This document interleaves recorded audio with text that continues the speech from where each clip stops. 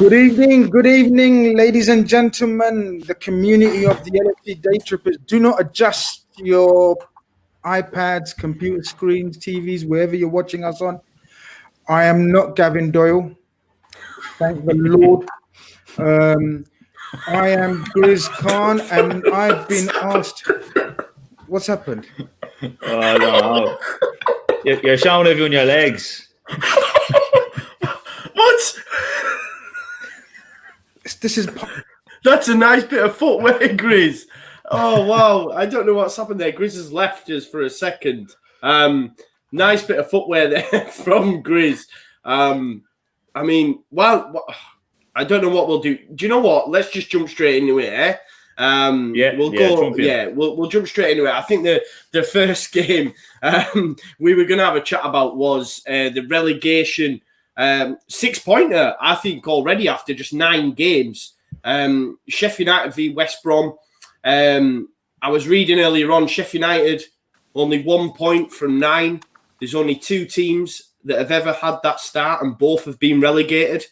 So do we think that Sheffield United are already doomed? Or is it a case of if they get a win out of this, maybe there's hope? How do you guys see it? Does anyone want to take us away with Sheffield United West Brom? Yeah, go on, and I'll start with Sheffield United West Brom. I think, to be honest, it's going to be the 3 from 4 who are down there already. So naturally, it's going to be at least one of these 2 sides. The problem that Sheffield United got it's just scoring goals. You sign Brewster, which at the time you go, okay, yeah, good signing, but a lot of money and not proven at the level. So it just seemed a strange signing, and also the loss of the goalkeeper O'Connell as well. They've not been as secure at the back. Have they been found out? Well, I think that the way that they play was quite easy to spot last season, but it was just credit to them how they kept on going, and I just feel for them in terms of scoring. West Brom, they've got 1 or 2 players who can do damage, but naturally the whole side I don't think is good enough to survive in the Premier League. I think West Brom will give it more of a go than Sheffield United. Really fear for them. So out of the 2, I can see certainly Sheffield United going down. This is going to be scrappy. Is this game going to determine who goes down? Probably not. I would fancy maybe the West Brom win. If it is, more than likely to be just the 1 goal. I wouldn't be surprised if it's 0-0 or similar to tonight's game where it's late goals count. Maybe a 1-0 win for West Brom. But in terms of the overall season, I think West Brom will go down purely because of lack of quality. I think Sheffield United, they just won't score the goals. They might draw games. They might limit teams to only winning 1 or 2-1 or 1-0. But overall, I think both are bang in trouble. But I'll go for a Baggies win. Yeah. Davo, I know. I think, and I get where Pete's coming from, especially from the West Brom side. Overall quality lacking, but they've been quite unlucky as well. Obviously, drew with Chelsea after going 3 up, lost by 1 goal to Spurs, lost by 1 goal last week against Man United. Do you agree with Pete that over the course of the season they'll just be lacking, or is it a case of they've just been a little bit unlucky and they might get out of it? He's back. I do agree. I do agree with Pete. Yeah, I just had a quick look at the table there. He's dead right. It's. I think the 2 of these are gone anyway. Burnley are the other team that look to be in it. Brighton are immediately above them. You'd imagine that they will have far too much. They'll pick up enough points, and it's a 6-pointer, but it's really a 6-pointer that you don't think it's going to lead anywhere for either of them. I would agree. For Sheffield United, they don't. Just going off memory, they don't even seem to be getting hammered by any teams. They just keep losing 1-0. Then there's a serious lack of goals in the team. I think West Brom have been unlucky, and I think they should probably take a bit of heart out of that would have been a great point against Spurs. They were a bit unlucky at Old Trafford, obviously last week, with the penalty they probably should have had. Or not, listen, that's some people think it's a penalty, some think it's not. But they certainly coming into this game, or the 2 teams that are playing coming into this game, you'd imagine that they will have slightly more confidence, and might go on and maybe nick a late win. Hi guys, you're back. Well, this is what happens. This is I'm exposed now. This is what my Friday nights are usually about. Sort of, the Hills gave it away, but listen, hey, we go again. Professional as ever, Joe. Thank you for sort of carrying the fort for a little while. Where are we? So we're talking about Sheffield United and against the West Brom. So relegation 6-pointer. I think Shannon's given his opinion. Who else has had their say on it? Has anybody else said their say? Yeah, I'll give my 1-0 home win against two sides who are probably going to go down. So yeah, it's not even early enough to say that it's a 6-pointer, isn't it? It's a massive, huge game for whoever can sort of get 3 points out of it. They're in dire straits, both teams. Matt, what are you thinking about this game? I just think it's going to be a dreadful game of football. But you know, it's what they need down at the bottom of the table. I don't think West Brom or Sheffield United will be looking to go out and play any beautiful football. It'll be about going out and picking up the points. And Pete touched on it there about the signing of Ryan Brewster. And with the way that deal was structured, in order for that to be worth it for Sheffield United, they need a really high short-term goal return from Brewster, because they have that massive sell-on clause where Liverpool get, I think, it's a 15%, and there may be a buyback option there as well. So for Sheffield United, in order for it to be worth it, he needs to start scoring goals, and it doesn't look like that's going to happen anytime soon. And look, even looking at them last season, of course, they did really, really well. They were never a high goal scoring team. They were just really, really solid at the back. And somehow, I don't know what it is, but that seems to be gone for them this year. And I think maybe a mistake a lot of people are making, and I'm certainly fall into that bracket, is going into this season, I was kind of judging Sheffield United on how they did last season and that one season alone, and saying, oh, well, they're going to be up there in with the European shout again. But you do have to remember, at the base of it, they are essentially a championship team with the quality of player in there. They had one exceptional season, a season that was like no other. And I think, again, you know, was it 1 point after 9 games? They are in a really, really poor position. But with the way this season is going, you know, absolutely anything can happen. And I don't think we can rule anything out in terms of them staying up or potentially going down. But it certainly isn't looking good for them. And West Brom, I think we all expected this. You know, they have some good footballers in there, but as a team, I don't think Slaven Bilic will be able to get enough out of them to keep them up in the league this season. But for this game specifically, they have some really talented players. I'm not sure what the injuries are like, but I know there's players like Mateus Pereira and Grady Diangana in there who are really good footballers and can definitely trouble a Sheffield United defence that is lacking a lot of confidence. Yeah, Joe, I'm going to come to you, and Matt made a very good point about sort of Sheffield United possibly being one season wonders. I mean, they had a tremendous season last season and got rave reviews, and rightly so. Look, they were fantastic. Let's not, get away from it. Wilder done a fantastic job. What's changed? I mean, a lot of people, like sort of Eunice says, they lost Dean Henderson, and that's the main reason. Okay, that's a very good reason, and he's a very good keeper. But surely there's other things that sort of, mystify sort of your average fan. Like, what's happened? Because the drop's been so deep, isn't it? It's like they're I don't think they've got a win on the board, have they? They haven't got. No. I think. So what is it, Joe? According to you? 12, I think it's 12 games without a win now. If you go back to last season as well, and I was just saying while you were off, 1 point from 9, it doesn't make for great reading.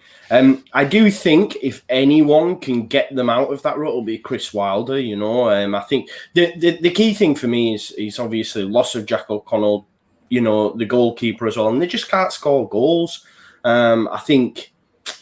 The signing of Brewster, listen, I've seen him at championship level, and he was brilliant. And I think someone said on this channel from the Daytrippers as well. There's that many years, I forget who said it now, but said maybe Brewster made the wrong move, because I think Brighton were in for him as well, and I think Brighton might have been more suited to his style of play, because that's what's lacking. I've got a good friend who's a Sheffield United fan, and he said, look, if we can concede, then the most we can hope for is a draw, because we will never score 2. That's coming from a Sheffield United fan, So they just can't score, and obviously there's been some key losses. Obviously Henderson's a massive loss.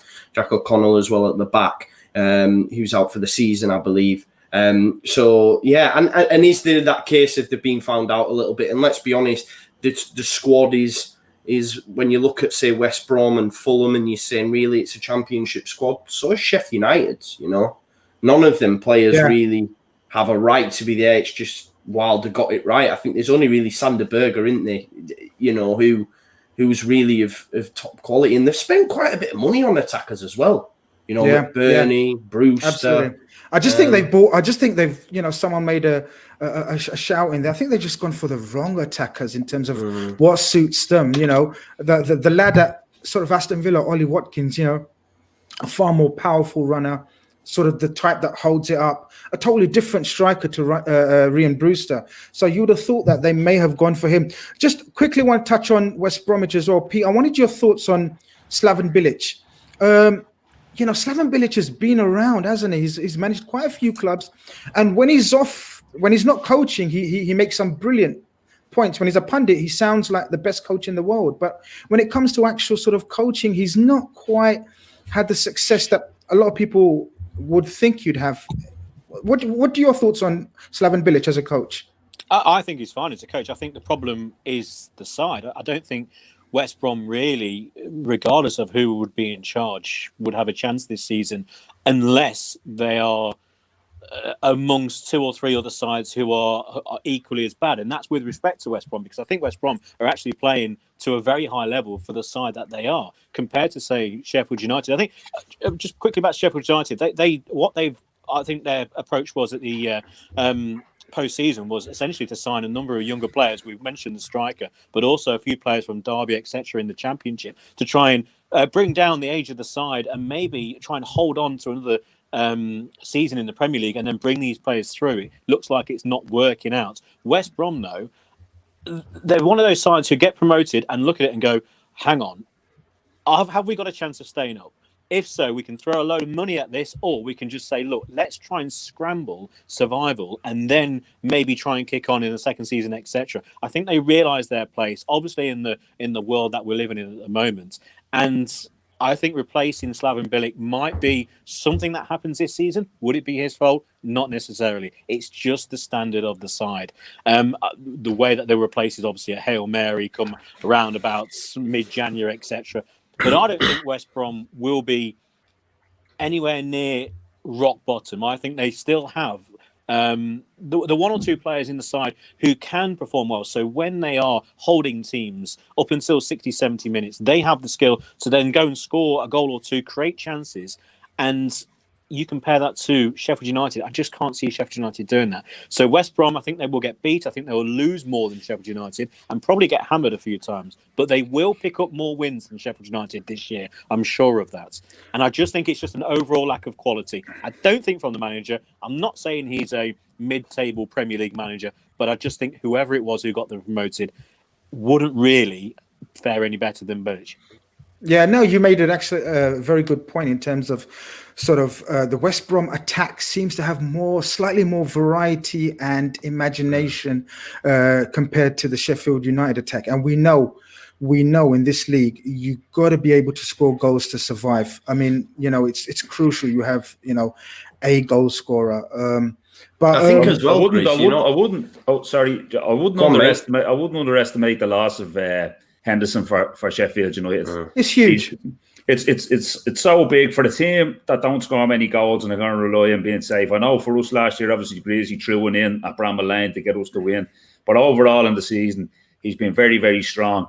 And replacing him at Ramsdale, he's not a goalkeeper I ever rated. I know from looking at every one of us supporting our own teams, when you're coming up against a keeper that you know can be very, very, very good, you can say to yourself, this fella has a good day today. He could possibly keep us out. I never thought that with Ramsdale. Anytime Liverpool play Bournemouth, it's only a matter of time before they score. I've never seen it. I actually seen some tweets from Bournemouth fans when he did leave that a lot of them are disappointed that he left.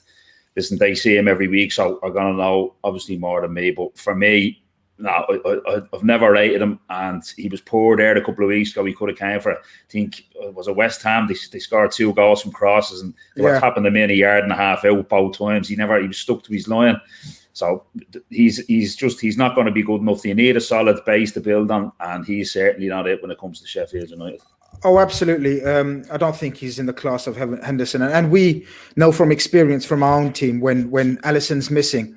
And Adrian comes in and sort of it just the way it unnerves the whole team, the whole back four, you know.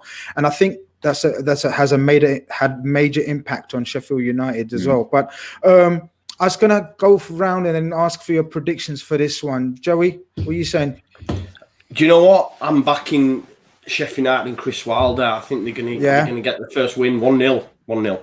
Yeah, I can't see it being a game of many goals. 1-0 is probably going to be a popular prediction. But let's see, Matt, what are you saying for the score? I think despite Sheffield United's form this season, it's really hard to rule them out because we know they do have the quality in the team. They've shown that in the past, but it's just a case of actually showcasing that on the pitch. But their defense is just a bit too leaky for me, so I'm going to go with a 1-1 draw because I think players like Pereira, Grady, Diangana, Conor Gallagher will cause a lot of trouble for that defense. Yeah, I think that's a safe bet. A draw in this one. Shannon? Yeah, I got 1-1 as well. Yeah, I think we cancel each other out. Yeah, 1-1. Pete, just to confirm, you went for 1-0, didn't you? Yeah, 1-0. But for the Baggies, I think they're a little bit of quality going forward. A late goal, if it's goalless, I won't be surprised. No problem. We go on to a game that I'd be very shocked and surprised if this one ends up goalless. But when you say these kind of things, it always ends up goalless. Game of the weekend for me, Grizz. No, Everton-Leeds we're going to go to next. Yeah. No, I think it's game of the weekend. Really? I do. Okay. Yeah. Okay. I thought the first one was game of the weekend. The relegation. But listen, Everton-Leeds. Got to go to Joe first. Tricky away game for you guys. How are you feeling going into this one? Confident, mate. I am. Look, there's going to be goals. Both sides lack something defensively at times. I'm confident. Look, I'd be more confident if Richarlison wasn't playing because Everton can't buy a win when he's not in the side. But Luca Digne's out. Seamus Coleman's out. Luca Digne's a massive loss for Everton. I'm not sure who comes in there at left back for them. Someone might be able to tell me. But I know Oriol Romeo did a bit of a job on James Rodriguez when Southampton played them and Southampton beat them 2-0. Leeds United have a man-marking system and there'll be individuals in that side who will have to pick up certain players. I think where James is, if he's coming in off the right, Stuart Dallas will do a man-marking job on him and he won't leave his side. And I know James Rodriguez is a totally different level, but I just think we'll be able to keep him quiet over 90 minutes. He won't have that much of an impact on the game. I am worried, of course, about Dominic Calvert-Lewin. I do think he will score. I think he scored 15 goals in 16 appearances this season. But I just think that we've seen against Arsenal, Leeds created, we had 25 shots at goal. We hit the post crossbar 3 times. We absolutely peppered Arsenal. We can create. We just need to be more clinical. And if we are clinical in the game, I do fancy Leeds United to pick up 3 points. But I do think as well Everton will get chances in the game.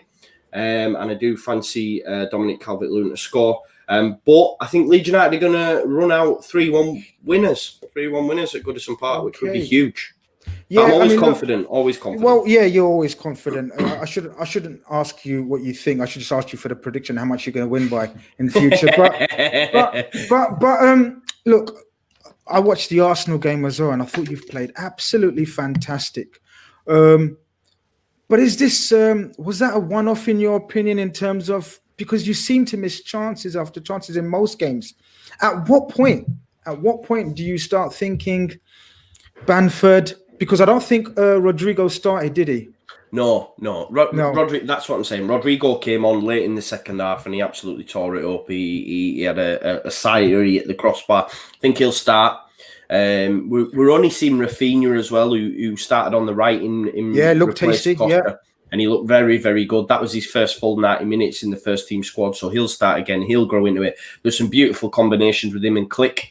I think Click he's just different gravy. And Bielsa was saying in his press conference he thinks Click could play in any top side in the world. And that's how much Bielsa rates Click. But I think Click's fantastic. So I just think we'll be all right. And let's be honest, I mean, the efforts that we did have, I know it sounds mad. Like, there's nothing more they could have done. Now, obviously, that sounds backwards because ultimately they didn't go in the back of the net. But if you look at like the header from Bamford, it's a perfect header. And also, Bert Leno had a great day. All for Arsenal as well. I'm not worried, Grizz. I'm not. And I think we could. Well, they've got a point to prove, I guess, in terms of getting back on the score sheet. Obviously, we shouldn't have not scored in that game. It felt like a loss, mate. It felt like a loss. I came after that game, I'm thinking we've peppered them. We've had 25 shots at goal. I think, if anything, the red card helped Arsenal because it allowed Arteta to go with his preferred 5 at the back and just shut up shop. Yeah. Pulis, as Lee called him last week, which I thought was brilliant. Yeah. But no, I'm not worried. Rodrigo will start this game, and he's different gravy as well. Excellent. Matt, your opinions on this game? Luca Dean's a massive loss for them, isn't there? Is Leighton Baines fit? I'm not sure if Leighton Baines is fit to come in as the replacement. But going into this game, Everton at home, Calvert-Lewin, probably the informed striker in the Premier League, I'd say. Mm-hmm. Richarlison back as well. They've got a couple of their players back, but obviously, as we said, the left back missing. What's your thoughts going into this game? A tough one for Leeds? Definitely. It's going to be a really interesting game, and I think it's going to be a real tactical battle between two managers who are known for doing it in a number of different countries. They both are really tactically astute, and I'll be really looking forward to seeing how they really approach this game. And you've 2 of the highest scoring players in the league this season, in Bamford and Calvert-Lewin, coming up against each other.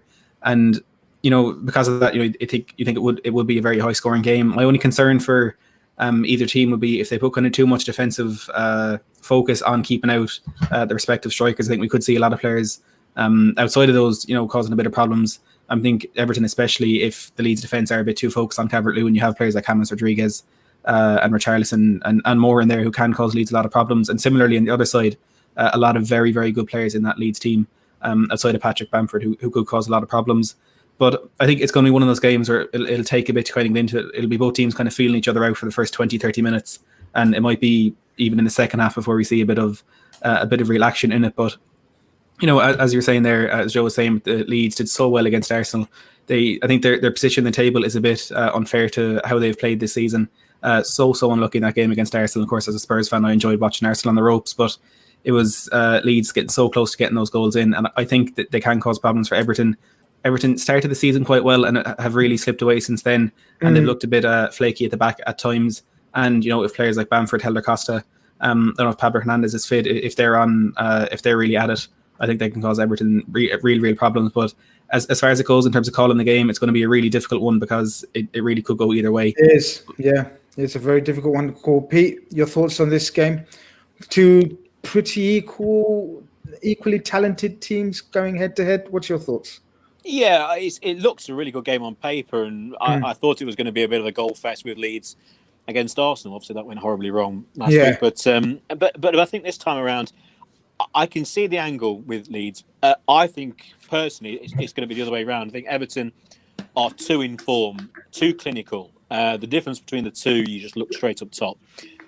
We mentioned DCL, Dominic Calvert-Lewin, scoring pretty much every week. And also, I think they may have sorted their problem. They had Rodriguez, who started the season on fire, and then gradually trying to move around in the midfield when he came back from injury to try and get back to that form he showed earlier in the season. I just think overall they're going to be too strong. I think if Leeds are going to really put up to Everton, I think they need to go in front in this game. I think if Everton score first or score early, it could be a big problem for Leeds. And I can see Everton then going on being the side that they are. If they score first, they can go and score 1, 2, 3, and they can do that pretty much against any side in the league. Also, I think they will concede because they have conceded in pretty much every game, Everton. They do have a leaky defence. I just think they're too clinical for Leeds. I think if Leeds are going to be in the game, they need to score early. I can see Everton winning, but if Leeds are going to be in the game, it just has to be something early. I can see Everton, though, scoring early and kicking on. And unfortunately for Leeds and unfortunately for the people on recording to Leeds, I just can see Everton running away with this early on and knocking 2 or 3 past Leeds. The other end of the field, I just worry for Leeds at the moment regarding scoring goals and being clinical in front of goal. Yes, Bamford, we know, started the season well, but just overall, you look at the Arsenal game, and I think Leeds surviving in the Premier League is something that we all would say that it's going to happen, and maybe even comfortably. And I think so. And I don't think home games against Arsenal are really the games that you would label at the start of the season is going to determine whether Leeds stay in the league or remain in a fairly comfortable position. But it is quite worrying that as much as they played really, really well and had a lot of possession and against 10-man Arsenal, they couldn't break them down. They couldn't score. You look at the Leicester game early on in the season, again, chances to score. And slightly unfortunate, but it is these fine margins. And it's the fine margins which Everton are picking up at the moment and taking their chances. So overall, I think it's going to be a home win. If Leeds score first, then the game changes. I can just see Everton, the confidence that they're in, hitting Leeds early. I think it's going to be a cracking game. The first 10 or 15 minutes are going to be vital. But for me, I think it's going to be the Blues. Yeah, but Pete, Everton lost 3 on the bounce prior to just scraping past Fulham 3-2. Prior to that, they'd lost 3 games on the bounce, so they're not in any great form. Yeah, they went 3 up against Fulham, but they were holding on for dear life towards the end. I think in terms of what we did to Arsenal, we peppered. Yes, we didn't score, but I think it's. I don't see. If anything, Leeds United are the team that start faster than teams. I think it's way wider than the mark, and I'll put money on it now that we no way they're not running away free. I can't see it. I can't see it, man. Well, this is the beauty. This is the beauty of football: opinions and predictions. Yeah. You know. I think Pete was referring to, and I think I'd say the same.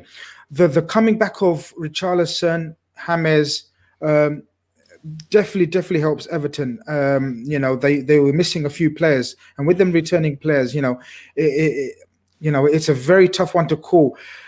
Davo, 2 amazing coaches, Bielsa versus Ancelotti, man. This is two of our favorite coaches in world football. What are you thinking? Listen, I think it's a very interesting game. I think the way Leeds play, where they go man for man all over the park, I think that can cause a problem for Everton. I think if they can, Everton's game is Luca Dean being out. He's been really the assist man for Calvert-Lewin this year. A lot of it comes down that side rather than the right hand side. Now he's missing. They also look for them if they can block them passing lanes, getting the ball to James. And force going man for man, and if they can force Everton to play through the Corey and Allen, I think Leeds have a great chance, because I don't think technically they're good enough on the ball, or they're definitely not as good as Rodriguez from opening up the play. I don't think. I think someone in the comments said Nkunu comes in at left full generally in the League Cup games for Everton. I don't know too much about him. The young lad will probably play at right full again, Godfrey, unless they move him inside, because if Yerry Mina plays, Leeds could have a field day, because he is poor.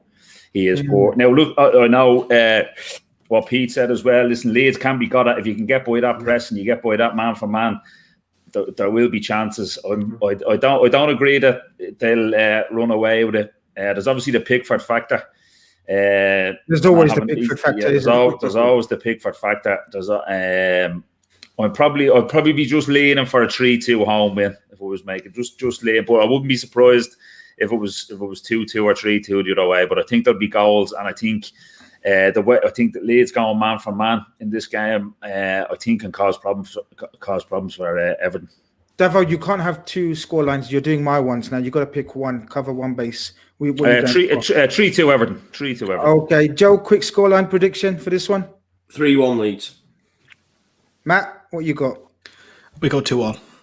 2-1, and Pete said 3-1 Everton. Who did 2-1 to who, Matt? Sorry, who? 2-2. 2-1.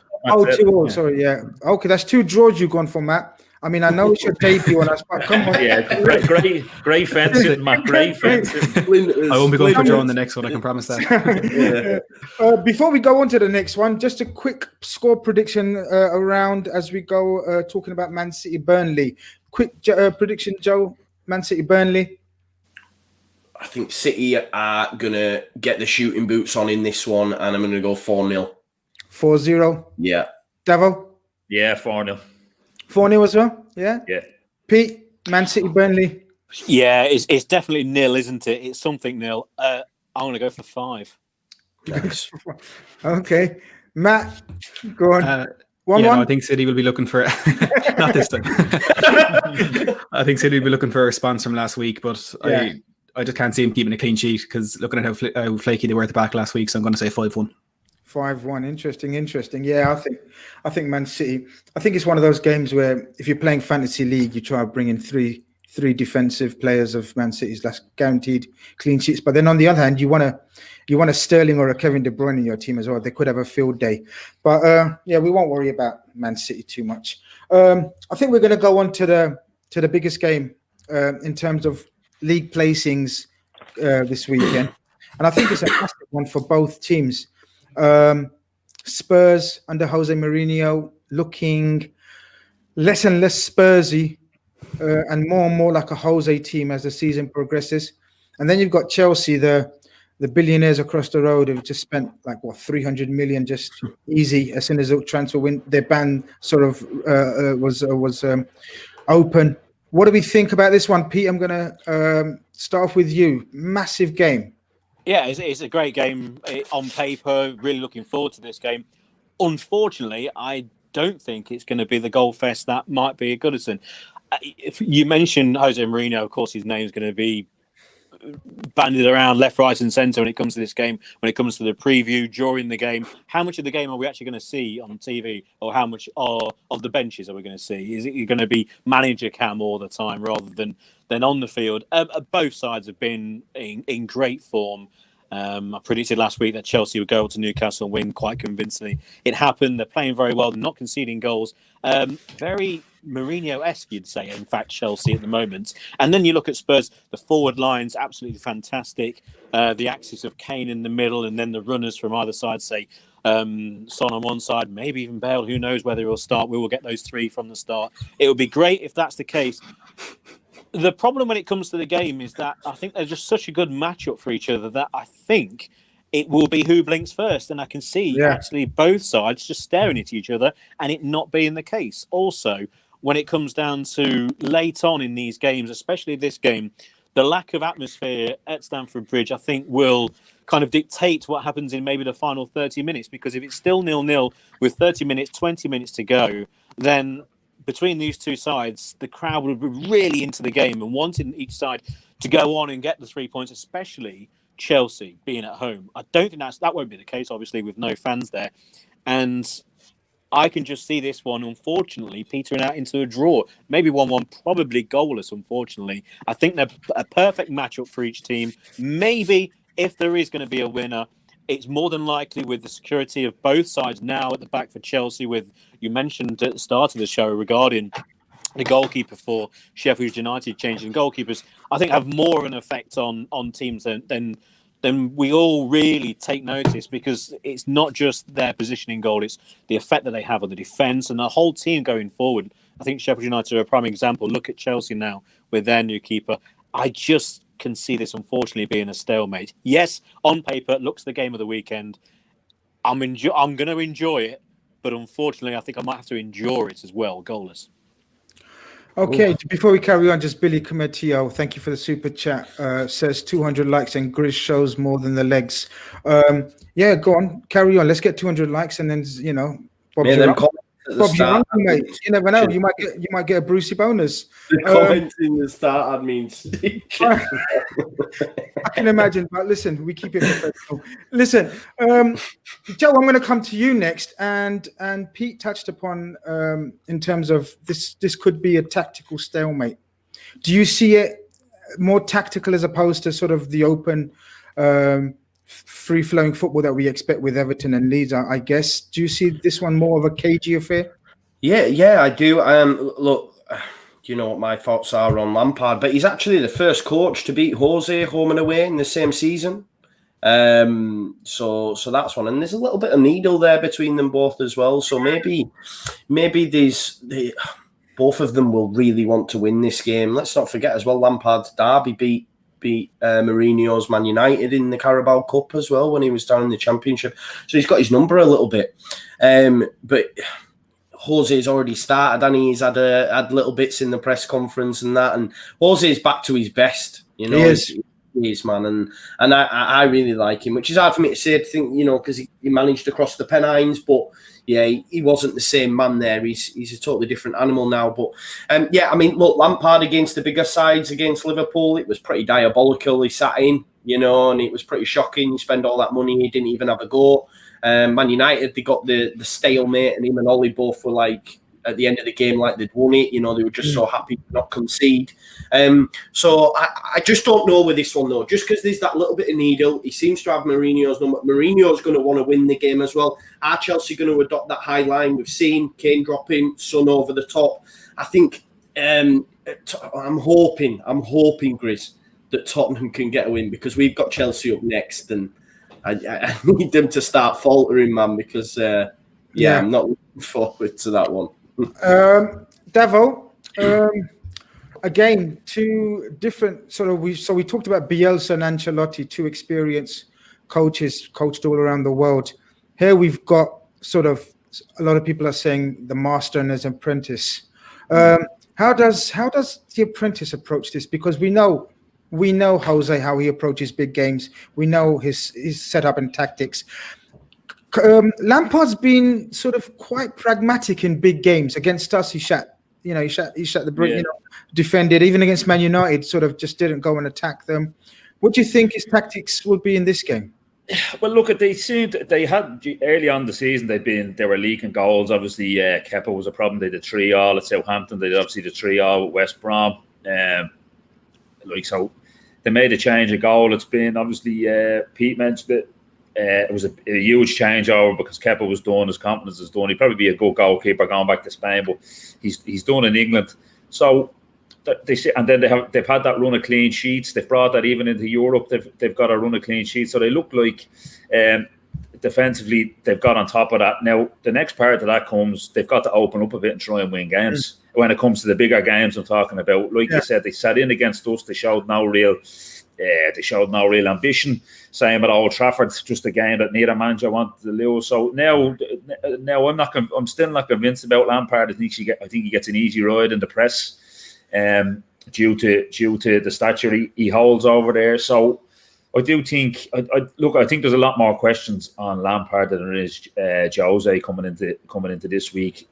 He's got his team defensively stable. Now they've got to flick that switch and try and push on in the bigger games and be more progressive. I don't know if Pulisic is fit. I think he's their best player. I think he's one of the best players in the league. He's back and fit. I think if he's back fit and play, he can call. He reminds me a little bit of Hazard. And I really, really like him. Disappointed he was probably one that got away from Liverpool. Really, really good player. If he plays, I think it might shift the dynamic another bit. But like I said, I think especially being at home with Lampard in the games, I think the onus is on Chelsea to come out and win this game. Okay, Matt. A lot of people going into this game talking about the two attacks. On one side with Spurs, you got Son and Kane, and I think it's fair to say the best partnership possibly in Europe at the moment. If not the best in top 5. Kane playing the best football of his career, and then on the other side you've got, I think, more depth in the Chelsea attack in terms of options. Spurs, if you take out Kane, they're struggling. If you take out Son, have they got an able replacement? Is Bale up to speed? But Son and Kane are magnificent as a duet. Whereas Chelsea, rotating their strikers, they've got Havertz. I know Havertz is not currently playing, but they've got sort of Pulisic, and then they've got Hudson-Odoi. What do you think? Who's going to come out on top in this attack, and in the battle of the attacks in this game, do you think? I think it all depends on Chelsea's approach, because we know what we're going to see from Spurs. We're going to see us camping behind the ball and trying to get out with the Harry Kane's passing ability. And I think it'll be interesting to see as well kind of the 11 that Jose Mourinho chooses, because we know the tactics. I think the biggest surprise for me against Manchester City last week was that there were no surprises in that lineup. It was kind of as we were expecting it. And I can't see something similar this week. We saw, Dele Alli playing decent enough against Ludogorets last night, and I know it's only Ludogorets, but in the tactical approach of the game, I thought he was absolutely phenomenal, and he has a really good record against Chelsea. So I think Jose will kind of throw a curveball in there and play someone like Dele Alli. But in terms of the attack, I think this game is going to be won and lost in the wide areas, because you have, Son played on the right against Manchester City, which was a bit of a weird one. But City or Chelsea in these games last week kind of approached it in a 3-4-3, and it kept Spurs, their wingers pinned back, their fullbacks were pinned back, and if they play us like that, we're going to have Harry Kane in the middle of the park, and he's not going to be able to find anyone with his passes because there'll be no one making those runs. And I think that would be Tottenham's biggest concern if Chelsea do approach it like that. I think we're going to see Werner playing out wide, Tammy Abraham back in the middle.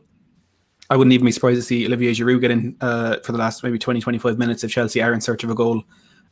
Because look, the way Spurs played against Manchester City, we forced them out wide because they play so narrow in defence, with Kyle Walker filling in as a third centre-back and Joao Cancelo playing in that double pivot with Rodri.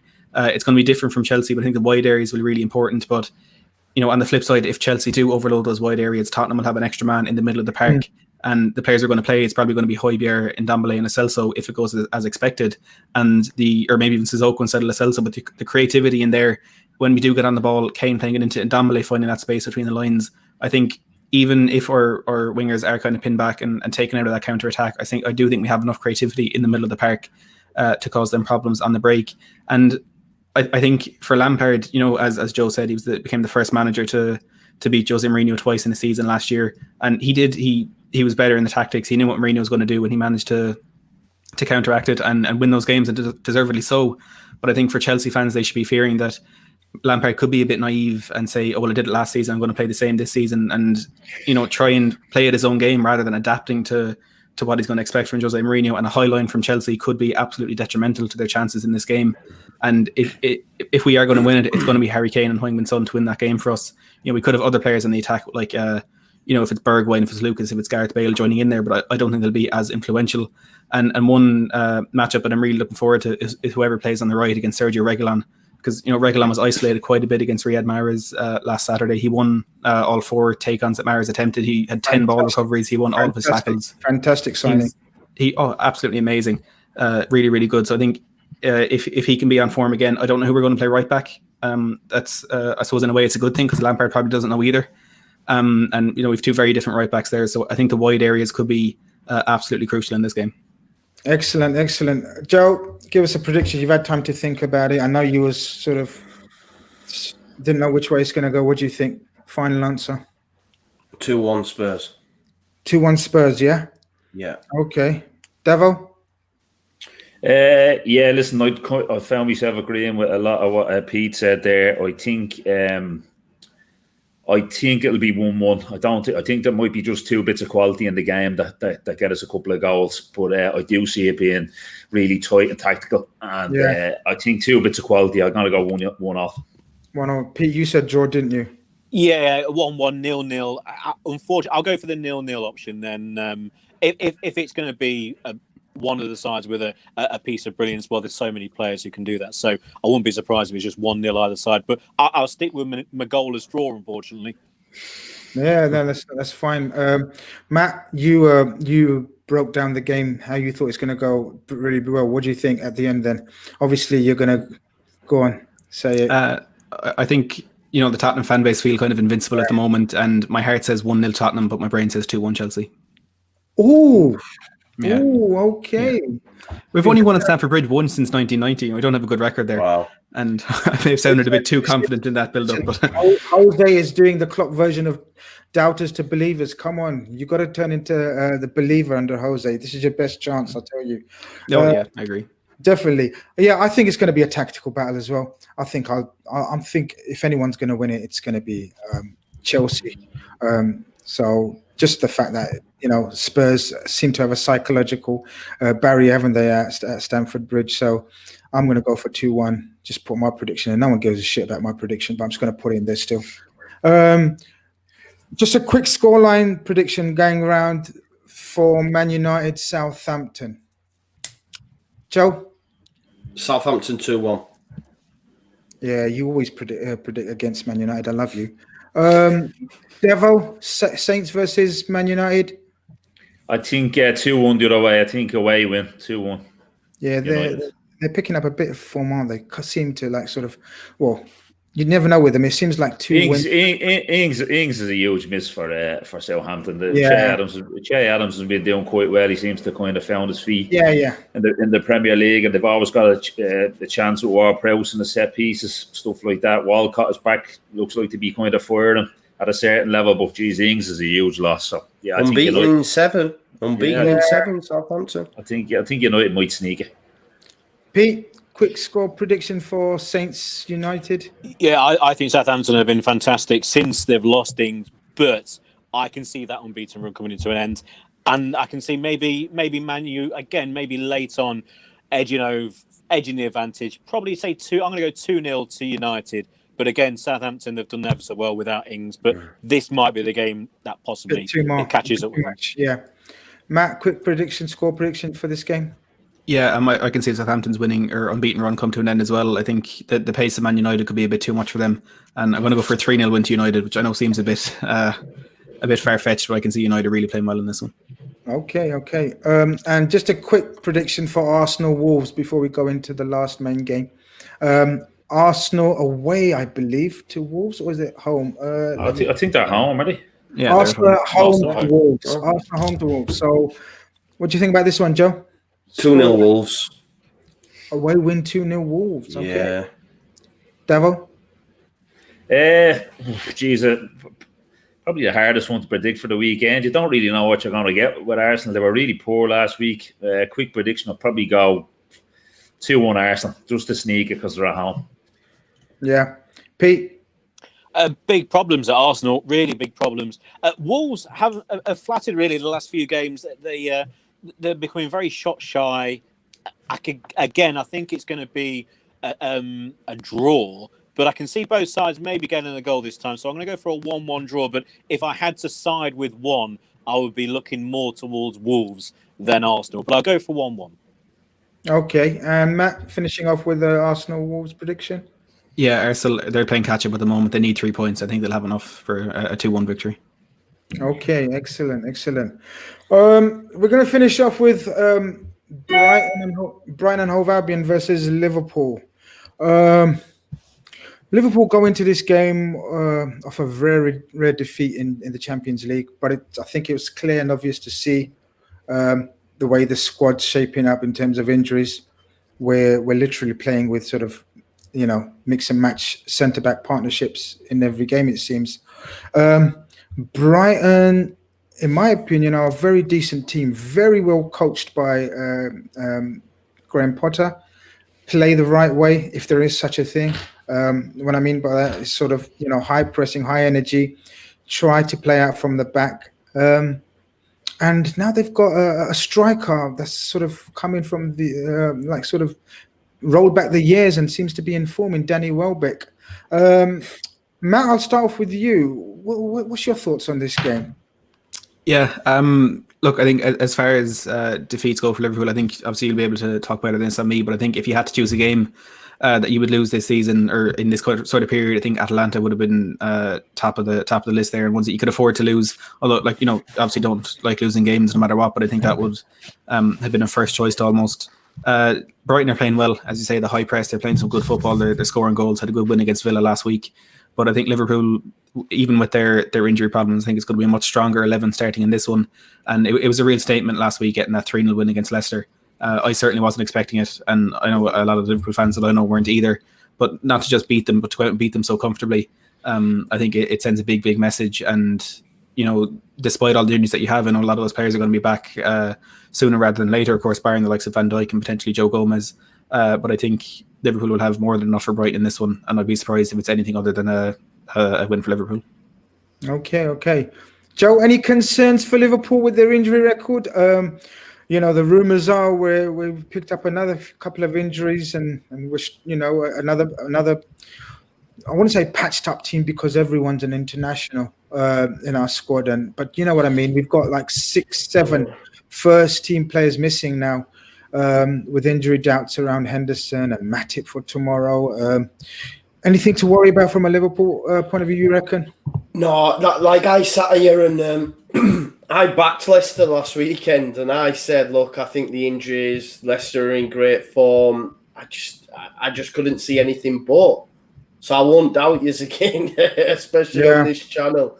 Well, Brighton, very good football inside, but not winning enough games. You know, I know they got a decent win against Villa, but they're still down there, aren't they? And for the football they're playing, you'd expect them to be doing better.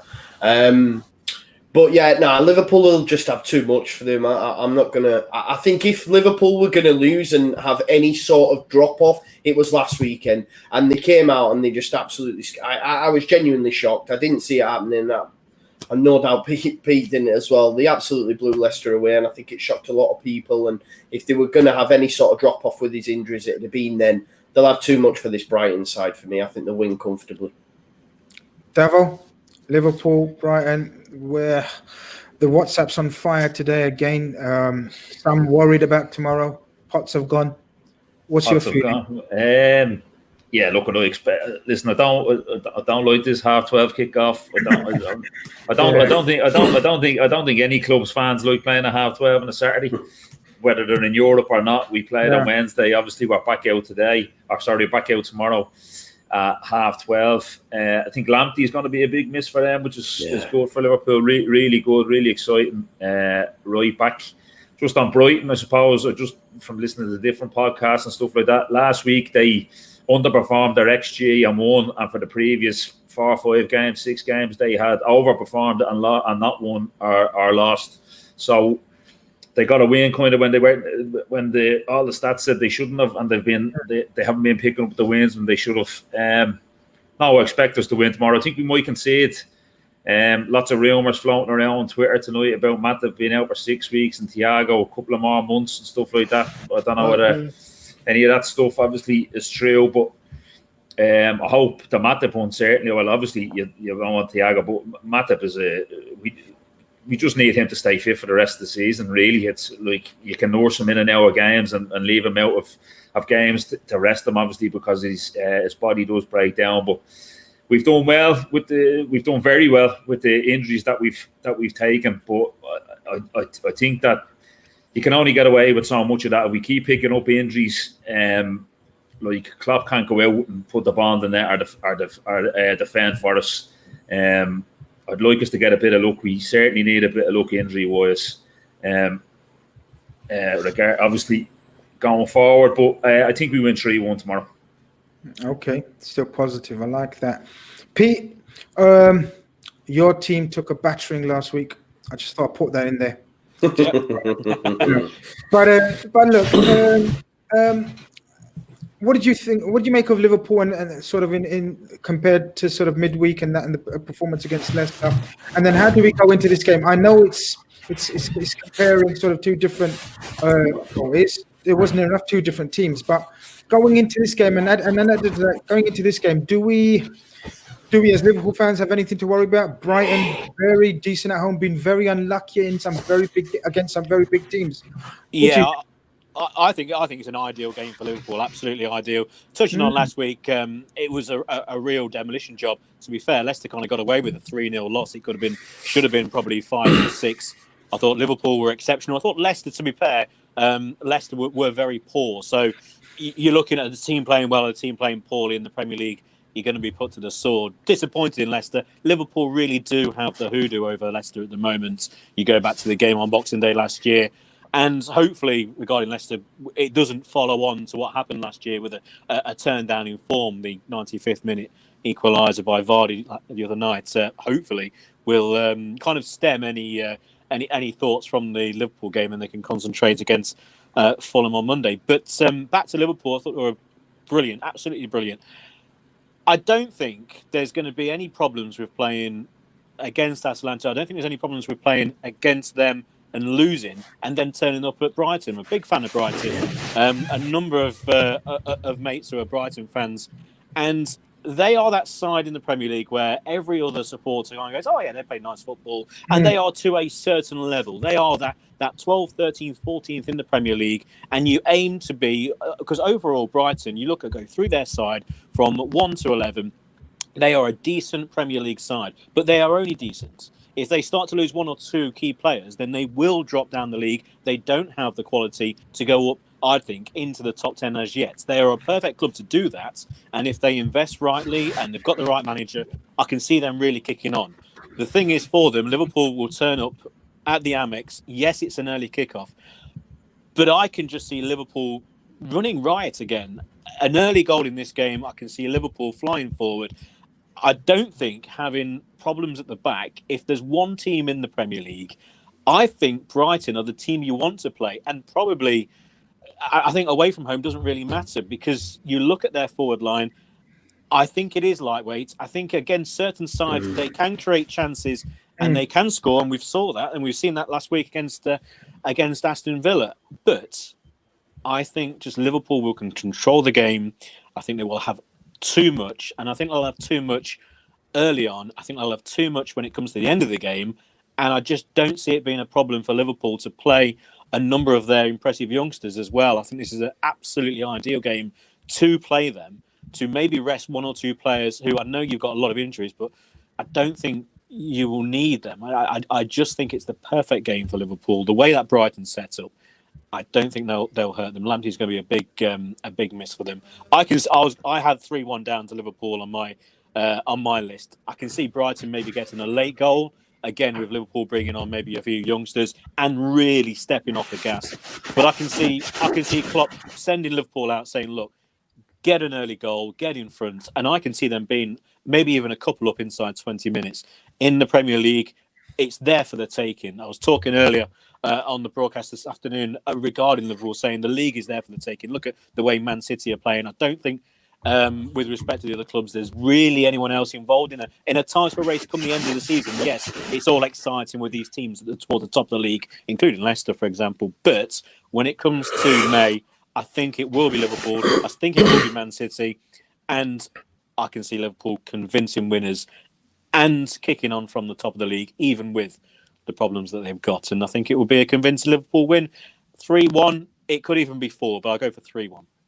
Excellent. I think me and Davo love that analysis. Hopefully, if that's true, we'd be very happy with that. Look, I think it's going to be a tough game. I think it's going to be totally opposite of how you described it. I think the early kickoff, the sort of the change of centre backs again. Just want to put it out there before sort of the Liverpool fan base goes into meltdown. I've been reliably informed that Matip is not out for 6 weeks or anything like that. So, just relax a little bit. Not a shock that if he's rested tomorrow, Grizz, at all. Absolutely. He can't play 3 games in 7 days. He just can't. There's absolutely no doubt about it. We know what Matip's about. But I think Lamptey is a huge loss for them personally. I think Lamptey, for me, is by far the best player, an absolute gem of a fullback. Mopai up front with Welbeck. It's a handy forward line. Both of them are quick, quite physical.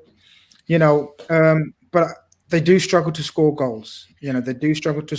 But with our changing of the back four for us all the time, it may give them some sort of light at the end of the tunnel to try to attack us, some impetus. I think we'll win, but I think it'll be an absolute horrible game for us.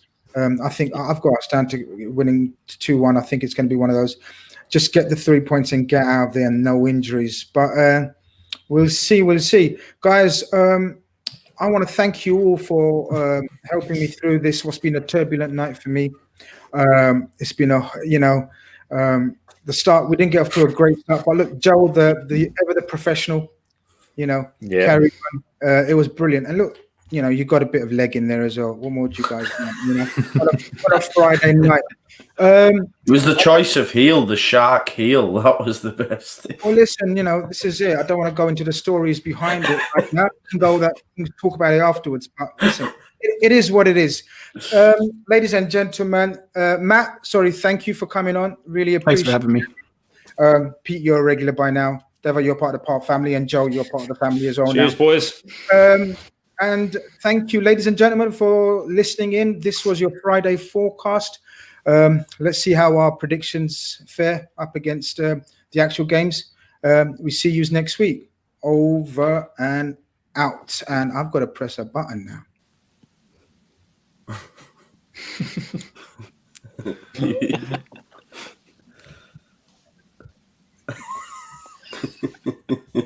Gav's going to kill you. Yeah. I'm trying not to get the one where there's my leg showing. So I'm going to be open now. Anyway, over and out, guys. I'm only messing. Cheers.